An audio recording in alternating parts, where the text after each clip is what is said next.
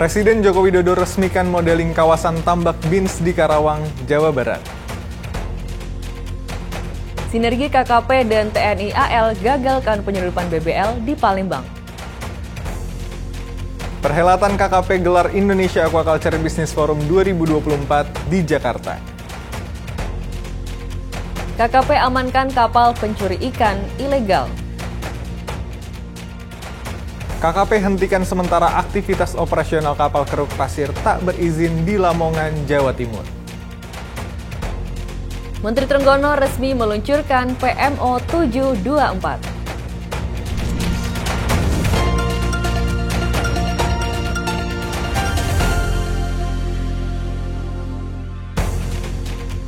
Halo Sobat Bahari, apa kabar Anda hari ini? Selamat berjumpa kembali dalam program KKP News. Pada edisi bulan Mei ini, kami akan menyajikan informasi terkini seputar kelautan dan perikanan. Senang sekali saya Anggita Lutfi. Dan saya Gufran Al-Raja dari Media Center Kementerian Kelautan dan Perikanan. Inilah KKP News selengkapnya.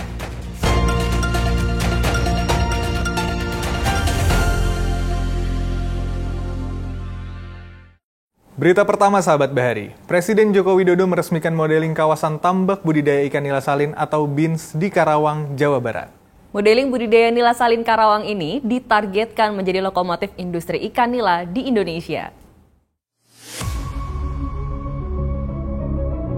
Peresmian modeling kawasan tambak budidaya nila salin seluas 80 hektar di Karawang, Jawa Barat ditandai dengan penandatanganan prasasti dan penekanan tombol sirine oleh Presiden Joko Widodo pada 8 Mei 2024 lalu. Didampingi Menteri Kelautan dan Perikanan Sakti Wahyu Trenggono, Presiden Joko Widodo juga meninjau kawasan tambak budidaya dan melakukan panen ikan nila secara simbolis. Presiden Jokowi menilai keberhasilan produksi modeling budidaya nila salin akan menjadi solusi bagi ratusan ribu hektar bekas tambak udang yang sudah tidak produktif, yang tersebar di sepanjang pesisir jalur pantai utara Jawa. Ratusan ribu hektar lahan bekas tambak udang yang sudah tidak berproduksi dapat direvitalisasi menjadi lokasi budidaya ikan nila salin. Ikan ini dinilai memiliki kemampuan bertahan hidup yang kuat dan mudah dibudidayakan. Kita lihat ini dulu, kemudian kalau memang sangat visible, ya akan saya siapkan di APBN 2025, 2026, dan saya akan bisikin pada pemerintah baru, pada presiden terpilih agar mimpi besar ini betul-betul bisa direalisasikan. Sementara itu, Menteri Kelautan dan Perikanan Sakti Wahyu Trenggono mengatakan operasional modeling budidaya nila salin atau BINS di Karawang, Jawa Barat akan menjadi lokomotif hidupnya industri ikan nila di Indonesia. Modeling budidaya nila salin seluas 80.000 hektar yang berada di area BLU PPB Karawang ini mampu memproduksi lebih dari 7.000 ton ikan nila setiap tahunnya. KKP bahkan masih akan meningkatkan produktivitas modeling budidaya hingga menghasilkan 10.000 ton ikan nila salin per tahun. Data Future Market Insight 2024 memproyeksikan nilai pasar ikan nila pada tahun 2024 sebesar 14,46 miliar dolar. Nilai tersebut diproyeksikan meningkat sebesar 59% di 10 tahun mendatang, menjadi 23 miliar dolar. Dan sekarang dengan modeling nila salin ini kami berharap 78.000 ini kita garap. Kalau ini kita selesaikan terus, maka jumlah yang bisa kita produksi tidak kurang dari 4 juta ton per tahun yang bisa kita produksi, dan tentu ini akan menjadi nilai ekonomi yang sangat tinggi untuk kepentingan ekonomi ke depan.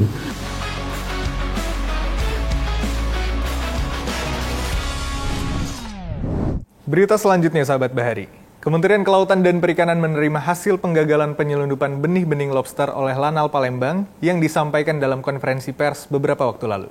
Melalui aksi tersebut, pemerintah berhasil menekan potensi kerugian negara mendekati 15 miliar rupiah.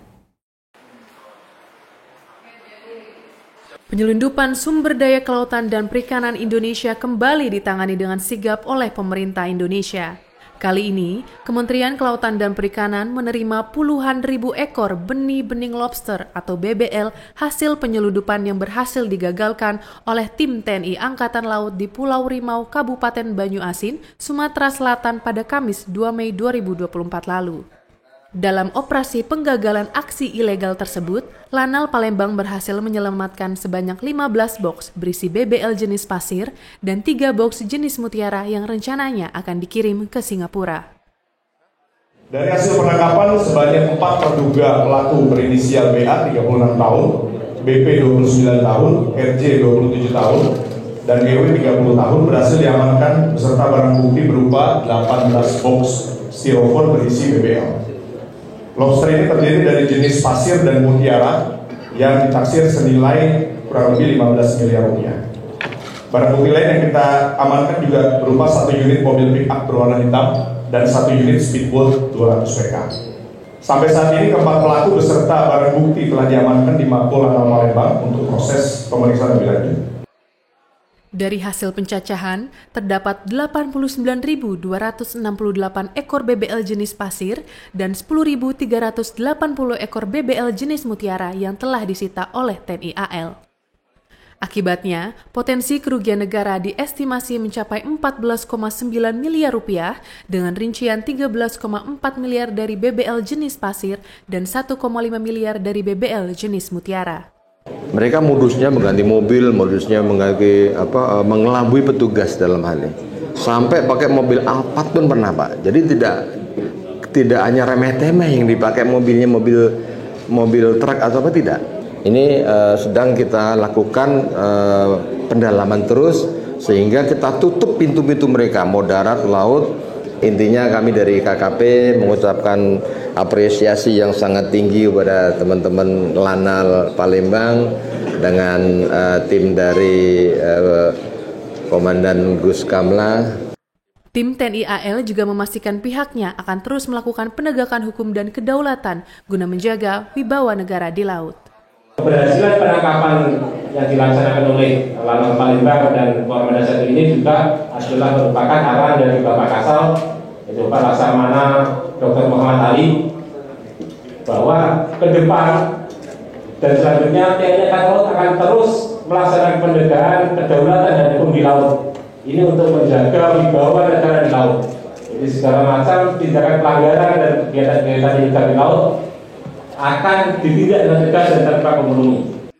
KKP sendiri telah menerbitkan Peraturan Menteri Kelautan dan Perikanan Nomor 7 Tahun 2024 sebagai upaya untuk menekan praktik ilegal penyelundupan BBL. Kebijakan tersebut sekaligus akan memperkuat ekosistem budidaya lobster di dalam negeri, serta menjadikan Indonesia sebagai bagian penting dari global supply chain lobster.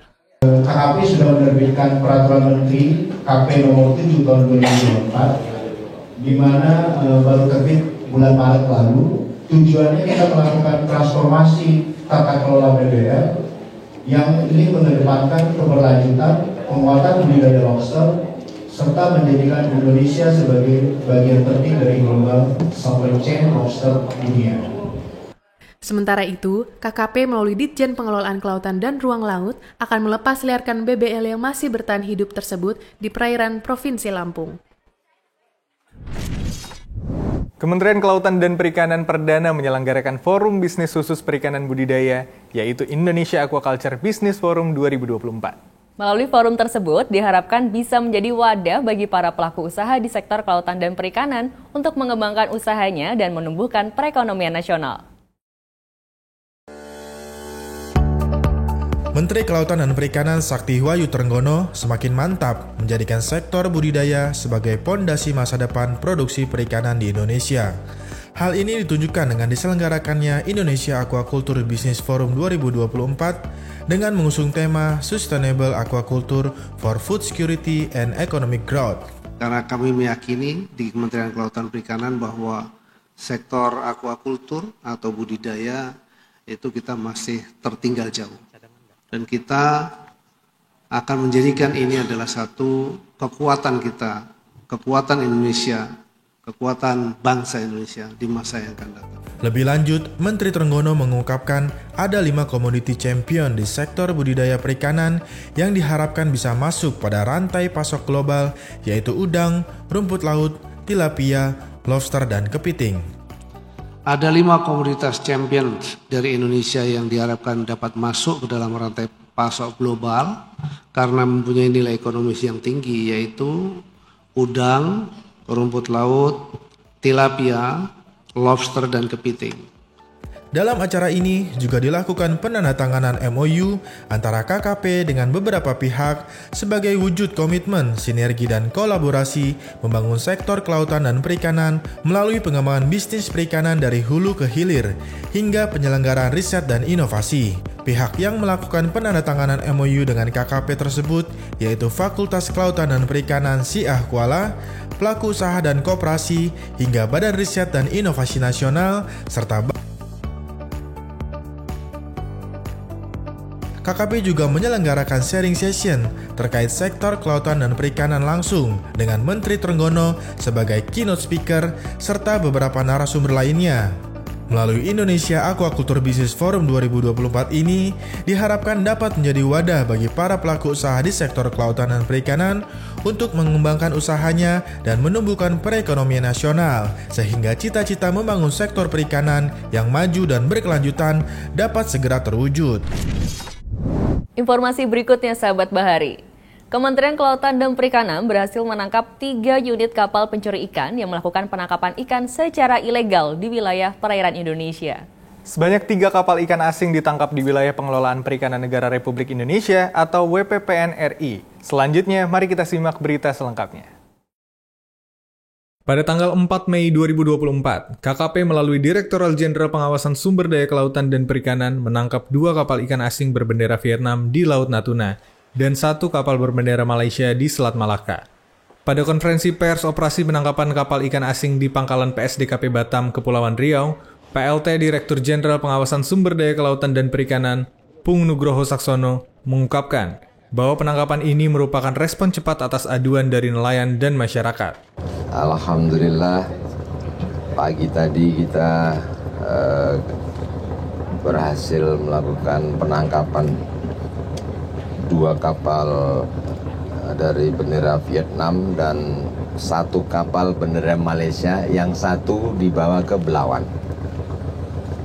Ya, jadi kita operasi laut ini adanya pengaduan dari masyarakat nelayan Natuna. Mereka melihat ada kapal-kapal asing yang melakukan pencurian ikan di wilayah kita, terutama di Natuna Utara ini. Kami respon cepat dengan adanya pengaduan tersebut dan kita buktikan memang ada kapal asing yang melakukan pencurian dan kami lakukan intercept penangkapan di wilayah Natuna. Nah, untuk personilnya atau ABK-nya kurang lebih 20 orang yang di sini, kemudian yang di Malaysia kalau nggak 5 orang. Selanjutnya kami akan lakukan proses hukum lebih lanjut terhadap para ada tersangkanya, nahkodanya, dan untuk non-justisia kami perlakukan sesuai dengan aturan yang ada.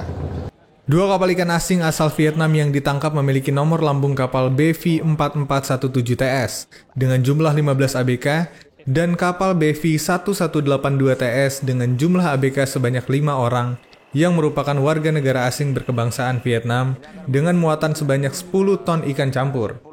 Selain itu, 1 unit kapal berbendera Malaysia KMSLFA 5178 64,77 GT dengan 3 ton muatan ikan campur diamankan di stasiun PSDKP Belawan. Ketiga kapal asing tersebut tidak memiliki dokumen perizinan berusaha penangkapan ikan yang sah dan menggunakan alat tangkap terlarang trawl. Trawl merupakan salah satu alat penangkapan ikan yang dilarang untuk dioperasikan di wilayah pengelolaan perikanan negara Republik Indonesia. Ini merupakan bukti komitmen KKP dalam memberantas IUU fishing sesuai dengan kebijakan Menteri Kelautan dan Perikanan Sakti Wahyu Trenggono lewat 5 program prioritas ekonomi biru yang bertujuan untuk merubah paradigma pemanfaatan sumber daya perikanan agar dapat dikelola secara berkelanjutan. Kementerian Kelautan dan Perikanan hentikan sementara aktivitas operasional kapal keruk pasir di Lamongan, Jawa Timur. Kegiatan pengerukan ini tidak dilengkapi dokumen persetujuan kesesuaian kegiatan pemanfaatan ruang laut atau PKKPRL.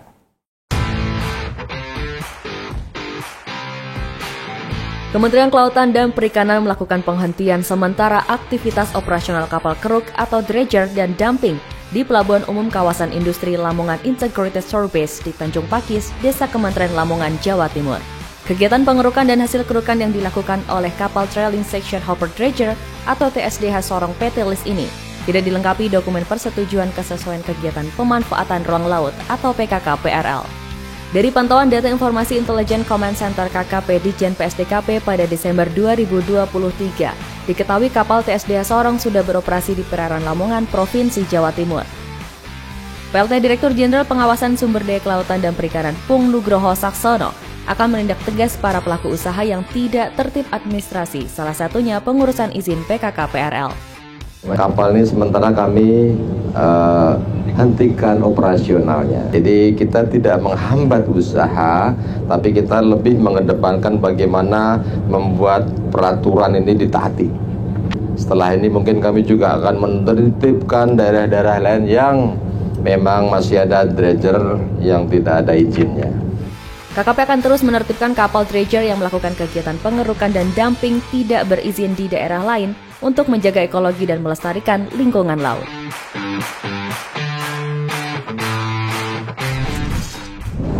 Sahabat Bahari, Menteri Kelautan dan Perikanan Sakti Wahyu Trenggono membentuk Project Management Office atau PMO 724 untuk memastikan pelaksanaan transformasi tata kelola lobster di Indonesia. Penamaan 724 sesuai dengan Permen KP nomor 7 tahun 2024 yang menjadi regulasi baru KKP dalam mengelola sumber daya lobster di Indonesia. Berikut informasi selengkapnya. Menteri Trenggono resmi luncurkan PMO 724 sebagai wujud komitmen dan upaya untuk menjamin pengawasan terhadap penyelundupan benih-benih lobster atau BBL. Hal ini bertujuan untuk memastikan pelaksanaan Peraturan Menteri Nomor 7 Tahun 2024 dapat berjalan dengan optimal. PMO 724 berisikan perwakilan unit kerja KKP yang akan berperan dalam percepatan transformasi tata kelola lobster, baik yang berkaitan dengan penangkapan, pengembangan budidaya, penguatan mutu, tata niaga, hingga pengawasan pengelolaan BBL dari praktik penyelundupan. Nah, sekarang kita perkuat ya dengan tim PMO, dan saya sudah lapor kepada Bapak Presiden untuk nanti dibuatkan peraturan Presiden. Jadi kalau sudah Perpres harusnya akan jauh lebih kuat lagi dan seluruh elemen bekerja.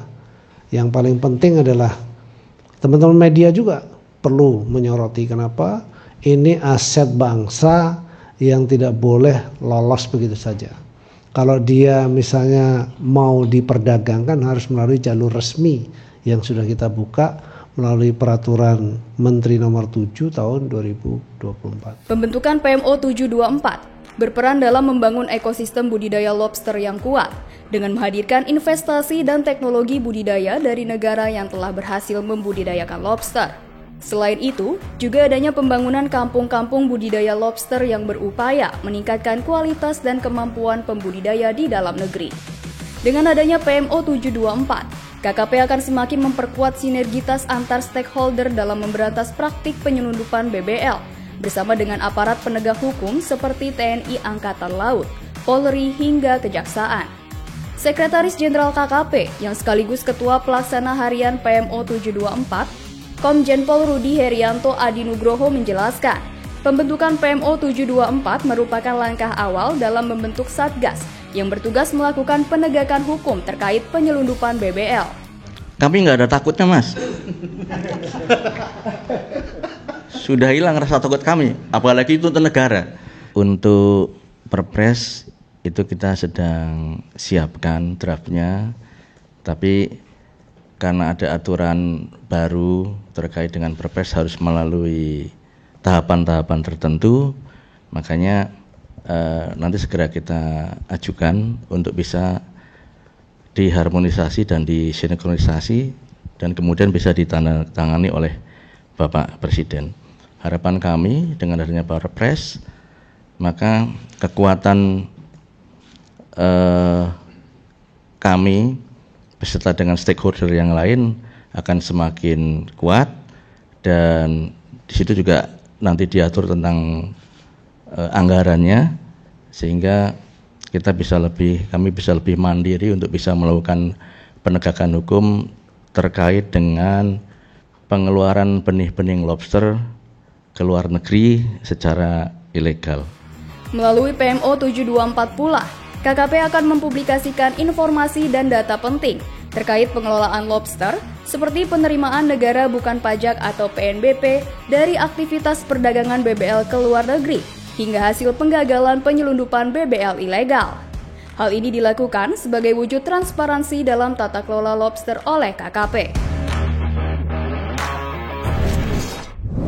Nah, diharapkan dengan dibentuknya tim PMO 724 ini dapat lebih mengelola sumber daya lobster di Indonesia ya. Setuju kita. Berita peluncuran PMO 724 tadi sekaligus mengakhiri KKP News edisi Mei kali ini.